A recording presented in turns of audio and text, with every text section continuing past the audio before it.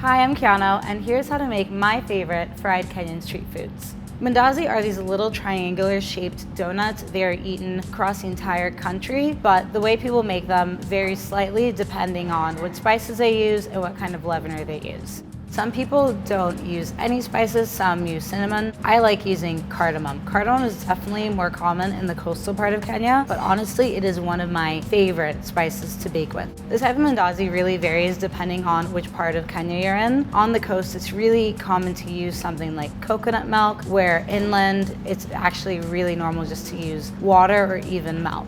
Good mandazi, unfortunately, are really tough to come by. What you really want from a mandazi is it to be soft. Mandazi can be really tough if made improperly. What can lead to a tough mandazi is not using a good leavener or an expired leavener, or not having too much liquid.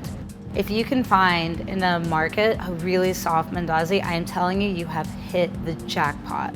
You can eat mandazi any time of day, but it is most commonly had in the morning, just as you would any other donut. It's most commonly served with Kenyan coffee or chai. Mandazi and chai are the most perfect breakfast match. You can have it plain. Some people will put a little bit of jam on it. It's really whatever you like, but mandazi on their own are so addictive and so delicious, and it's very hard to have just one.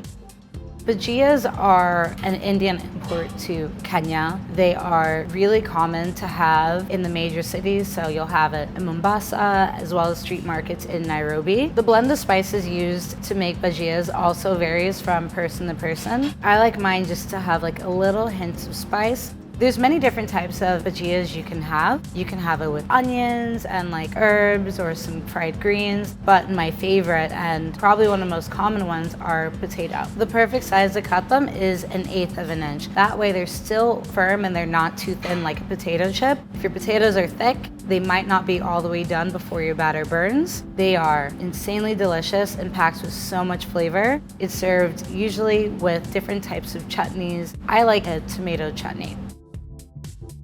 You can find chips, aka French fries, all over the entire country. In Kenya, people say chips instead of fries because people speak British English rather than American English. Now, I've seen masala chips made 3 different ways. I've seen a dry masala rub, where it's a dry spice blend that's tossed into the chips, which are really similar to just like a seasoned French fry. However, my favorite type of masala chips are the ones that are tossed into a sauce. Now, this sauce is really simple to make using just a couple ingredients that are the biggest variation I've seen in making masala chips comes down to the tomato. I like using fresh tomatoes only because I prefer a less sweet masala chip, but it's really common to find vendors using a ketchup instead of the tomatoes. I will note though that Kenyan ketchup is not the same as American ketchup. Man, it is hard to beat that. Whether you call them samosas or sambusas, these little triangle-shaped pastries are found all over East Africa, the Middle East, all the way to India. The Kenyan style of samosa uses a really thin dough and is most commonly filled with spiced beef. Kenya loves its meat. Nyama choma, which is Kenyan barbecue, is the national food of the country. You ask most Kenyans what their favorite food is, the answer will be meat. Samosas can be found in street markets, but honestly, the place I have the most are gas stations. Kenyan gas stations are more than just a place to fill up your petrol. A lot of gas stations actually have restaurants or cafes attached to them. There you can find really delicious choma, chicken and chips, as well as samosas. And I'll tell you, probably the best samosa I've ever had came from a gas station. One thing I've noticed about a lot of street food in Kenya is that even street vendors will have places for you to sit down and enjoy your food. Of course, there are places where you can kind of have portable items where you can like walk and eat, but it's not that common in the culture to walk while eating.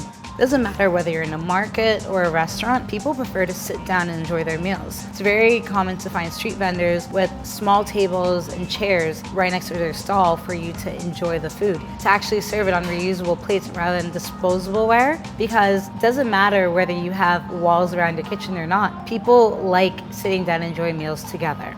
The most labor-intensive part of samosa making is really making the dough from scratch. It's a very simple dough, just with some flour, water, and a touch of oil, but it can be quite time-consuming. So a little hack my family and I have are egg roll wrappers.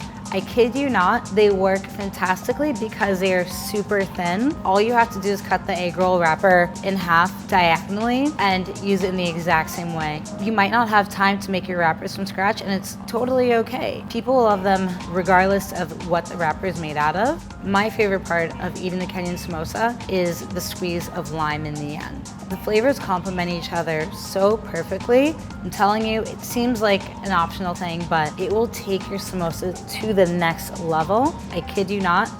I hope you give some of these recipes a try at home, and I hope you enjoy them as much as I do. Oh, yes!